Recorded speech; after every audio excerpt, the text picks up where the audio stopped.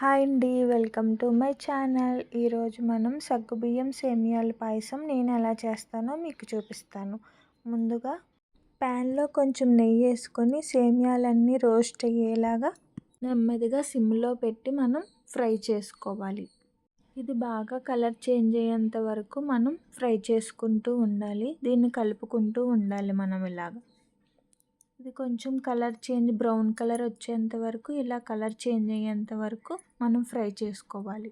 సేమియాలన్నీ ఇలా colour change అయ్యాక మనం ఇదంతా పక్కన పెట్టుకోవాలి. దీన్ని తీసుకొని మనం వేరే ప్యాన్లో మిల్క్ని యాడ్ చేసుకోవాలి. పాలు బాగా మరగనివ్వాలి. కొంచెం మరగడానికి అయితే టైం పడుతుంది. పాలు బాగా మరిగాక ఒకసారి పొంగు వచ్చాక పక్కన నానబెట్టి పెట్టుకున్న సగ్గుబియ్యాన్ని ఇందులో యాడ్ చేసుకోవాలి. ఇది బాగా ఉడకనివ్వాలి సగ్గుబియ్యాన్ని. ఇది కొంచెం ఉడికాక మనం ముందుగా ఫ్రై చేసి పక్కన పెట్టుకున్న సేమియాలను కూడా ఇందులో యాడ్ చేసుకోవాలి. ఈ రెండింటిని బాగా మిక్స్ అయ్యేలాగా బాగా కలుపుకోవాలి. ఇది మొత్తం ఉడికేంత వరకు మనం కలుపుతూ ఉండాలి, లేదంటే ఉండలుగా కట్టేస్తుంటుంది. ఇదంతా ఉడకడానికి ఒక 15 మినిట్స్ అలా టైం పడుతుంది. సేమియా అనేది ఇలా ఉడికిపోయిందండి మొత్తం. ఇందులో మనం ఇప్పుడు షుగరు అన్నీ యాలక్కాయల పొడి అన్నీ యాడ్ చేసుకుందాం. నేను చేసే విధానం మీకు నచ్చినట్లయితే తప్పకుండా లైక్ చేయండి, షేర్ చేయండి, కామెంట్ చేయండి. ఇప్పుడైతే నేను షుగర్ని యాడ్ చేసుకుంటున్నాను. దీంతోపాటు యాలక్కాయల పొడి కూడా యాడ్ చేశాను. సగ్గుబియ్యం సేమియాలు పాయసం అయితే రెడీ అయిపోయిందండి. ఇందులోకి మనం ఇప్పుడు జీడిపప్పు కిస్మిస్ని కూడా యాడ్ చేద్దాం.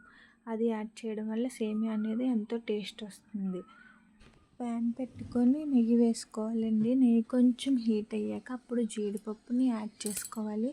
ఆ జీడిపప్పు కొంచెం కలర్ మారేంత వరకు నెమ్మదిగా సిమ్లో పెట్టుకొని ఫ్రై చేసుకోవాలి. కొంచెం కలర్ చేంజ్ అయ్యాక అప్పుడు మనం కిస్మిస్ని యాడ్ చేసుకుందాం.